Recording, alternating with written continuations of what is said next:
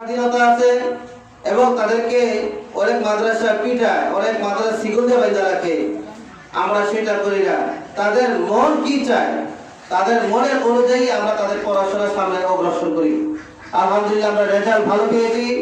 অদূর ভবিষ্যতেও আমাদের এই মাদ্রাসার নিয়ম কানুন ইনশাআল্লাহ ওইভাবে চলে আসবে।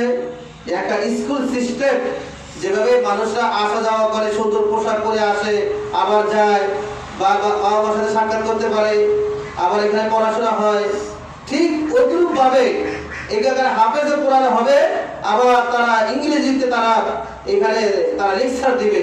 সেই ইনশাআল্লাহ আমরা পদক্ষেপ নিতেছি। আপনারা আমাদের জন্য দোয়া করবেন। আমাদের এই মাদ্রাসার প্রতিষ্ঠাতা হাজী আব্দুল মজুমদার সাহেব, তার জন্য দোয়া করবেন। আমাদের সাথে অতিথি হিসেবে আসতেছে, প্রধান অতিথি হিসেবে মুফতি নুরুল ইসলাম সাহেব, কচুয়া বড় মাদ্রাসা আহমদিয়া মাদ্রাসার যিনি হেড মুহাদ্দিস।